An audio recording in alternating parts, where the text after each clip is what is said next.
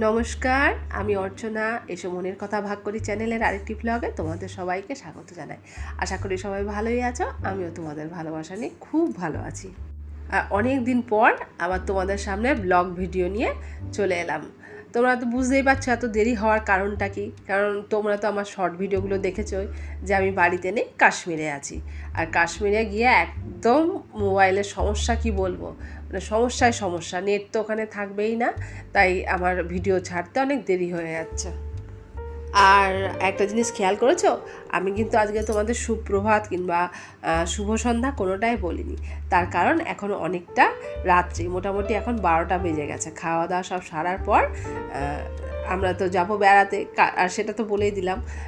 আমরা যাচ্ছি কাশ্মীর বেড়াতে, সেই জন্য জামা কাপড় গোছগাছ করাটা, মানে লাগেজ গোছানোর ব্যাপার একটা আছে, সেটা নিয়ে আমি বসে পড়েছি।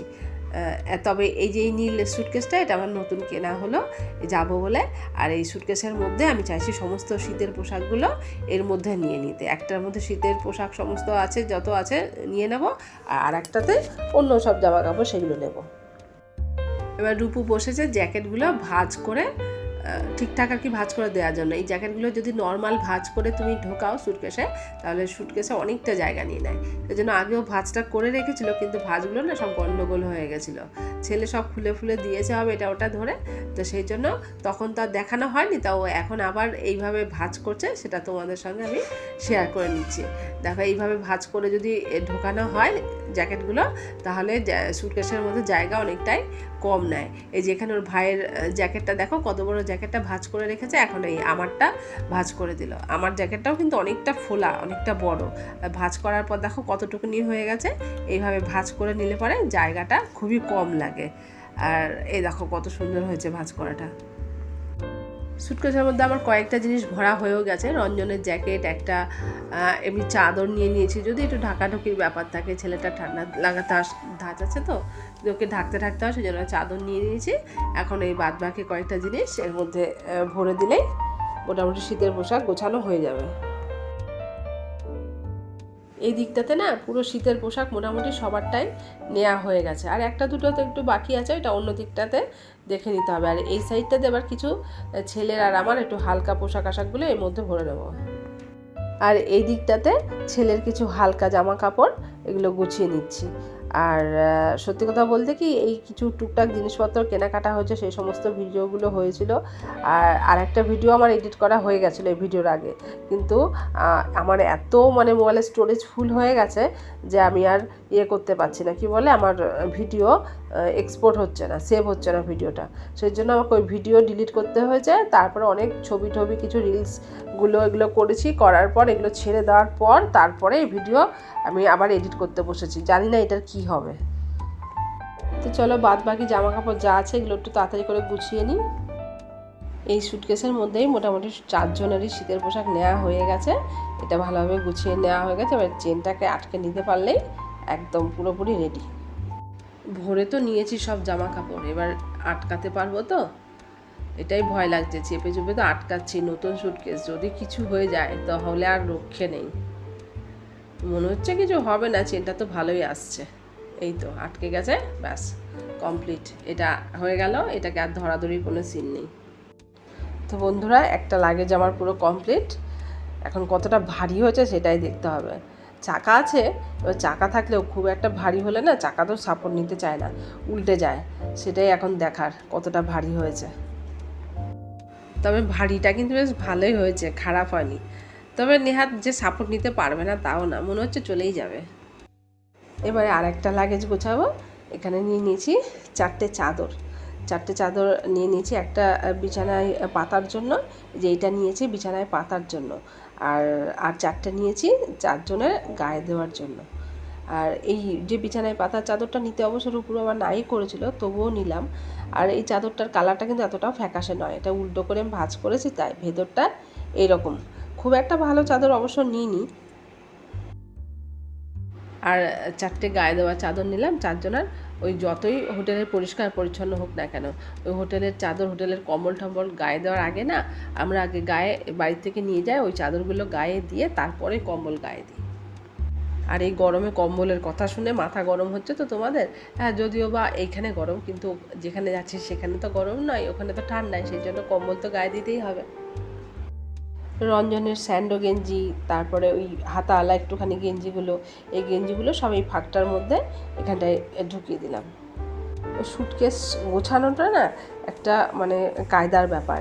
ওই ফাঁক ফোকরে জায়গা রেখে দিলে না চলে না, যতটা ফাঁক ফোকর আছে সেখানে যত ছোটোখাটো জিনিস সেগুলো দিয়ে দিলে তাহলে সুটকেসটা ঠিকঠাক মতন গোছানো হয়। আর এদিকে একটু লম্বা জায়গা আছে, তাই এই লম্বা করে যে আয়রন করা শার্টগুলো, 4টে শার্ট এর মধ্যে দিয়ে দিলাম। আর 3টে প্যান্ট, ফুল জিন্সের প্যান্টগুলো এই সাইডটাতে রেখে দিলাম। রঞ্জনেরগুলো গোছানো হয়ে গেল, এবার ছেলের কিছু জামা কাপড় এখানে গুছিয়ে নেব। অবশ্য ওই সুটকেসে ছেলের কিছু জামা কাপড় গেছে, তবে সেগুলো সবই ফুল হাতা জামা, ফুল হাতা প্যান্ট। আর এখানে কিছু হাফ হাতা টি শার্ট আর একটু জিন্সের শর্ট প্যান্টগুলো আর কয়েকটা এমনি নর্মাল জামা প্যান্ট নিয়ে নিলাম, যেগুলো রাতে পরে শোবে, কি গরম একটু দিনের বেলায় দরকার পড়লে সেগুলো পরবে। কেননা সব জায়গাতে তো আর ঠান্ডা নেই, যখন আমরা পাঞ্জাবাড়ি দিতে তো আসবো তখন তো বেশ ভালোই মনে হচ্ছে গরম থাকবে, তাই গরমে পরারও কিছু জামা কাপড় নিতে হচ্ছে। আর এই জন্যই লাগেজটা বেশিও হয়ে যাচ্ছে, শীতের পোশাকও নিতে হচ্ছে, আবার গরমেরও কিছু নিতে হচ্ছে। যেমন ধরো এই তো দেখো না, আমরা তো ভোরবেলাতে বেরোবো, তখন তো একটু ঠান্ডা ঠান্ডা লাগবে, তো একটা ফুল প্যান্ট গেঞ্জি কাপড়ের আর একটা ফুল হাতা কোনো গেঞ্জির একটা টাইপের তো পরিয়ে নিয়ে যেতে হবে। তারপর গাড়িতেও তো আমরা থিটারেসিতে যাচ্ছি, সেখানেও একটু ঠান্ডা লাগবে, তো সেই বুঝে ওকে জামা কাপড়টাও পরাতে হবে, তো সেই বুঝে তো কিছু জামা কাপড় নিতে হবে। তারপর ধরো যেমন আমরা তো পূর্বাতে যাচ্ছি, তারপর দিল্লিতে গিয়ে নামবো, সেখান থেকে আমার বন্দে ভারত আছে, সেটা আবার বিকেলবেলা, তো আমরা তো দিল্লিতে গিয়ে মোটামুটি 11টা-12টার দিক দিয়ে নেমে যাব। এবার অত সময় কী করবো, তখন তো দিল্লিতে আশেপাশে একটু ঘুরতে হবে, তো তখন তো আর সেই জামা প্যান্টটা পরে থাকতে পারবে না, তো হাতের কাছে একটা হাফ হাতা গেঞ্জি, কোনো একটা হাফ প্যান্ট এগুলো রাখতে হবে, তখন ওই গরমের মধ্যে তো ওগুলো ছাড়া উপায় নেই।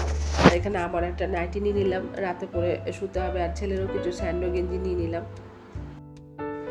আর এইটাতে কয়েকটা আমার লেগিংস নিয়ে নিলাম। কুর্তিগুলো তো পরতে হবে, সেই বুঝে সুটকেসের জায়গা মতন, মানে যেখানে যেমন জায়গা আছে সেই সমস্ত জায়গায় সেই ধরনের জিনিসপত্রগুলো আর কি ঢুকিয়ে না রাখতে পারলে না, একটা কুর্তিও নিলাম, সেসব না হলে লাগেজটা গোছানো খুব অসুবিধা হয়ে যায়। ভাবছি একটা শাড়িও নিয়ে যাব, একটা শাড়ি পরে এখন সবাই বরফের মধ্যে বেশ শাড়ি পরে ছবি টবি তুললে ভালোই লাগে দেখতে, তো আমি ভাবছি একটা শাড়ি নিয়েই যাব, তো সেই বুঝে সমস্ত কিছু আস্তে আস্তে জায়গা করে নিতে হবে।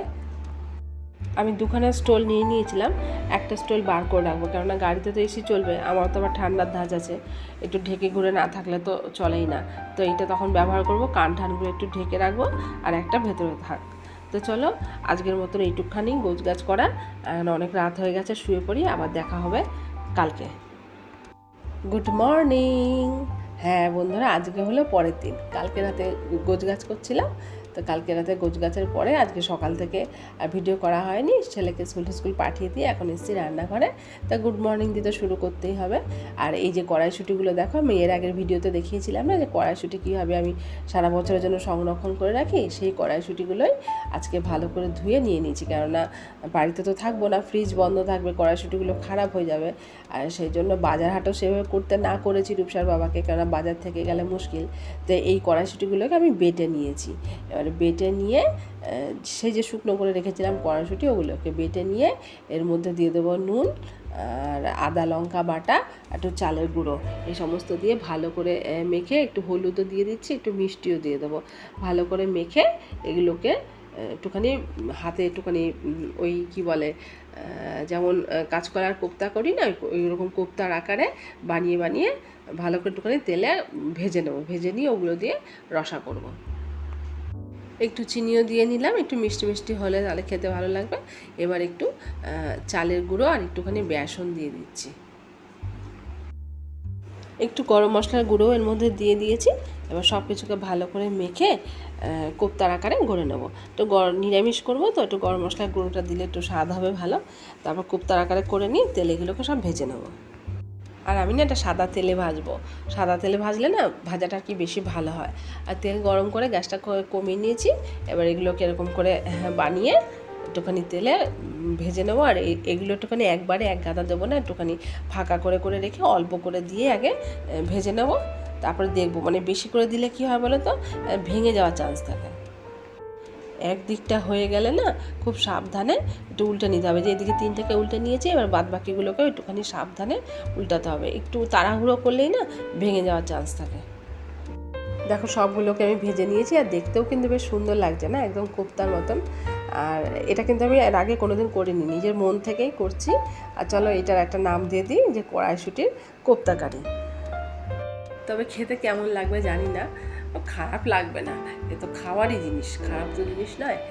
তো চলো এবার একটুখানি সর্ষের তেল গরম করে নিয়েছি, এবার একটু ফোড়ন দিয়ে দিলাম, দারচিনি, এলাচ, লবঙ্গ আর তেজপাতাটা। ফোড়নটা দিয়ে একটুখানি ঢেকে রাখবো, তাহলে ফোড়নের গন্ধটা তেলের সঙ্গে মিশে যাবে। আগে থেকে কয়েকটা আলু কেটে রেখেছিলাম, সেই আলু কটাকে এখন তেলে দিয়ে দিলাম। আর দেখো ঘুরতে যাওয়ার আনন্দে না এই তেলের মধ্যে যে জিরে ফোড়ন দেবো সেটাই ভুলে গেছি, আলু দেওয়ার পরে মনে পড়লো, তো এখন একটু জিরেটা দিয়ে দিলাম। তো তোমরা আগেই জিরেটা ফোড়ন দেবে। একটা বড় টমেটো কেটে এর মধ্যে দিয়ে দেবো। আর এই সমস্ত জিনিসে না টমেটো দিলে রান্নার স্বাদটাই বদলে যায়। এবার একটু দিয়ে দেবো লবণ, টমেটো আর আলুর আন্দাজে দিয়ে দেবো, একটু লবণটা দিলে টমেটোটা খুব ভালোভাবে গলে আসবে। এবার গ্যাসটা কমিয়ে দিয়ে একটু ঢেকে দেবো, ঢেকে দিলে টমেটোটা খুব তাড়াতাড়ি গলে যাবে। টমেটোটা ভালোভাবে গলে গেছে, আলুটাও একটু নরম হয়ে গেছে। এবারে এর মধ্যে রেগুলারের যে মশলাটা থাকে, আদা বাটা, লঙ্কা বাটা, একটু জিরের গুঁড়ো, একটু ধনের গুঁড়ো, নুন, হলুদ আর একটু কাশ্মীরি লঙ্কার গুঁড়ো, এই সব কিছু জলের মধ্যে মিশিয়ে একটু পেস্ট করে নিয়ে দিয়ে দিলাম। এবারে এটাকে একটুখানি গ্যাসটা কমিয়ে ভালো করে নেড়েচেড়ে কষিয়ে নিতে হবে।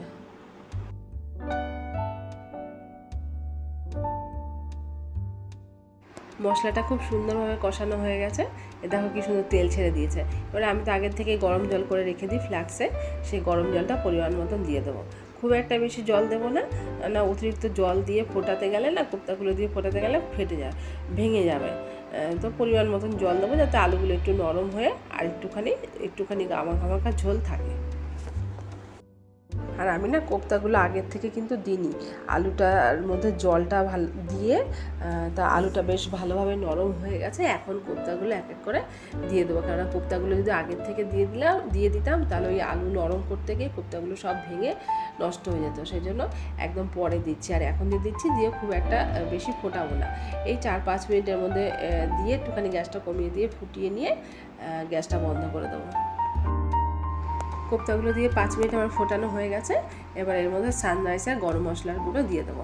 এই সানরাইসের গরম মশলার গুঁড়ো একটু রসা কিংবা ঝোলে ফোলে দিলে পরে না স্বাদ দারুণ চলে আসে। আর দিয়ে দেবো 1 চামচ ঘি। এবার ঘিটাকে দিয়ে গরম মশলার গুঁড়োটা আর ঘিটা ভালোভাবে আস্তে আস্তে খুব নেড়ে নেড়ে ঝোলের সঙ্গে একটু মিশিয়ে নেবো। ঘি গরম মশলাটা তারপর মেশানো হয়ে গেলে এটাকে কিছুক্ষণের জন্য ঢেকে রেখে দিলে একদম রেডি। আর এটাকে না আমি আগে ফাঁকমতো চিনি দিয়ে দিয়েছিলাম, সেটা তোমাদেরকে দেখানো হয়নি। তো চলো ঢাকনাটা খুলে দেখি, বাহ কি সুন্দর কালারটা এসছে না, নতুন একটা রান্না কড়াইশুঁটির কোপ্তা কারি। রঙটা তো দেখে মনে হচ্ছে বেশ ভালোই হবে খেতে। তো চলো আজকে কিন্তু আর বিশেষ কিছু রান্না করিনি, ভাত, ডাল, আলু ভাজা, পাঁপড় ভাজা আর এটা। সন্ধে বাজে এখন 8টা। তো লাগেজ গোছানোতে হাত দিয়েছি, আগের দিন রাতে তো জামা কাপড় সব গুছিয়েছি। এবার শুধু তো জামা কাপড় নিলে হয় না, তোমরা ভালো করে জানো একটা জায়গায় যেতে গেলে আরও কিছু দরকার, জুতো ঠুতো এগুলোরও দরকার। তো আমি অনেক দিন আগে না এই জুতোগুলো কিনেছিলাম, কয়েক বছর আগে পুরুলিয়া গেছিলাম, তখন পরেছি। তারপরে পরার পর রেখে দিয়েছি, যা ব্যবহার করা হয়েছে তারপর রেখে দিয়েছি। তারপরে এখন ভাবলাম এই জুতোগুলো তো এখন বার করতে হবে, তো নিয়ে যাব। তো এই জুতোগুলোকে বার করে আমি বিকেলবেলাটায় পরে একটুখানি হেঁটেছি। দেখো হাঁটার পরে এই অবস্থা, জুতোর নিচ থেকে সব পুরো শোলটা মানে পুরো ফেটে ফেটে টুকরো টুকরো হয়ে এভাবে ঝুরঝুরে হয়ে পড়ে গেল। মানে আর এটা ব্যবহার করাই যাবে না। জুতোর অবশ্য অনেক দিন হয়ে গেছে, ঘরে পরে থেকে এই অবস্থা হয়ে গেল। উপরটা দেখো দিব্যি ভালো রয়েছে, দেখে কিন্তু বোঝাই যাচ্ছে না যে এই অবস্থা। আর দিব্যি একটু পায়ে দিয়ে দেখি, পায়ে দিয়ে হাঁটার পর দেখি এই অবস্থা। ভাগ্যিস পায়ে দিয়ে নিয়েছিলাম, যদি এই অবস্থায় নিয়ে যেতাম ঘুরতে তখন কি হতো। তারপরে এখন গচ্চার ওপর গচ্চা, আবার নতুন করে জুতো কিনতে হলো। তো এই জুতো তো হবে না, তখন রঞ্জন আবার নিয়ে গেল জুতো কিনতে। তো আমার না একটা কাপড়ের পামশু ছিল, ভেবেছিলাম ওই কাপড়ের পামশুটা পরে যাব আর ওই বুটটা নিয়ে যাব, জিন্স টপের সঙ্গে ওটা পরবো। তো এখন রঞ্জন বলছে যে না, কাপড়ের পামশু পরে গেলে তো তোমার গাড়িতে হবে না, কেন বাথরুম টাথরুম যাবে, ভিজে যাবে, ওটা শুকোবে না। তো সেই জন্য আবার এই জুতোটা কিনে দিল। এটাকে পরে আমি বাড়ির থেকে বেরোবো, সারা মানে গাড়িতে যাব, এটাই পায়ে থাকবে, তাহলে বাথরুম টাথরুম গেলেও কোনো অসুবিধা হবে না, কারণ এটা জলে ভিজলে অসুবিধা নেই। আর এই জুতোটাও না খুব সুন্দর, আমাদের পায়ের তলাটা ঠিক যেরকম ঢেউ খেলানো থাকে, এই জুতোটাও সেরকম, পায়ে দিলে সেটা বোঝা যাচ্ছে। তো এই একটা জুতো কিনে দিল, এটা মানে রাফ ইউজের জন্য। আর একটা ওই যে ভালো বুটটা আমার ভেঙে ছিঁড়ে নষ্ট হয়ে গেছে সেই ধরনের আর একখানা বুট এটা কিনে দিল। এটাকে বুট বলে না কি বলে আমি জানি না অত শত। তো এটা কিনে নিয়ে আসলাম। তো চলো দেখাই, দেখে বলবে তোমরা কেমন হয়েছে আমার জুতো দুটো। এই দেখো কালারটা তো এটাই আমি নিলাম, জানি না কি পছন্দ হবে তোমাদের। আমি তো এই কালারটা একটু ভালো মনে হলো এটাই নিয়ে নিলাম। দিব্যি ওই জুতোটাতে হয়ে যেত, এটা না কিনলেও হতো। তো কী বলবো, মানে গচ্চার ওপর গচ্চা। আর এই উপরে যে ফিতেগুলো দেখছো না, ফিতেটার কিন্তু কোনো ফাংশন নাই যে এটাকে খুব বেঁধে ঠেধে ইসা করতে হবে, এটা ওইটাও নিশ্চয়। তাই এটা আমি পায়ে ঢোকালেও হবে, তবে তুমি এটা টাইটও করতে পারবে। তোমার যখন এটা জুতোটা এখন তো টাইট, যখন তোমার জুতোটা পায়ে মনে হবে যে ঢিলে ঢিলে আছে, তখন ওই বেল্টগুলোকে ফিতেগুলোকে টেনে টাইট করে বাঁধা যাবে। ভালো লাগছে জুতো দুটো, আমার পায়ে মানাবে নাকি কে জানে। মাঝখান থেকে দুখানা নতুন জুতো হয়ে গেল। ওই যে বলে না কপাল, সবই কপালে কখন কার কী থাকবে আর কী আসবে আর কি যাবে বলা যায় না। সেই দেখো আমার এই জুতো থাকতেও আবার এই দুখানা নতুন জুতো নিতে হলো। তো চলো এখন আবার এই সমস্ত খুচখাচ জিনিস গোছগাছ শুরু করি। শুধু যে জামা কাপড় গুছিয়েছি তাতে তো হবে না, এখন এই জুতো, তারপরে আরও কসমেটিক্স, ওষুধপত্র, কত কিছু আছে এখনও গোছানোর বাকি। তো আজকে এগুলো করে নিই। তাহলে ভিডিওটা আজকের মতন এখানেই শেষ করছি। তোমরা সবাই ভালো থেকো, সুস্থ থেকো, সাবধানে থেকো। ভিডিও ভালো লাগলে একটা লাইক, শেয়ার, কমেন্ট করতে ভুলো না। আর আমার ব্লগ ভিডিও দিতে অনেক দেরি হয়ে গেল, এই জন্য তোমরা রাগ করো না, আমার পাশে থাকো। এখন এই ভিডিওটাও তো এক্সপোর্ট করতে দেবো, জানি না কি হবে, এক্সপোর্ট হবে কি হবে না। এবার যদি এক্সপোর্ট না হয় তখন আমাকে আবার বেছে বেছে কিছু জিনিস ডিলিট করতে হবে, তারপরে এটা এক্সপোর্ট হবে। কবে এটা ছাড়তে পারবো জানি না, তবে তোমরা কিন্তু আমার সাথে থেকো। আরও নতুন ভিডিও নিয়ে আসছি খুব তাড়াতাড়ি, সেগুলো দেওয়ার চেষ্টা করব।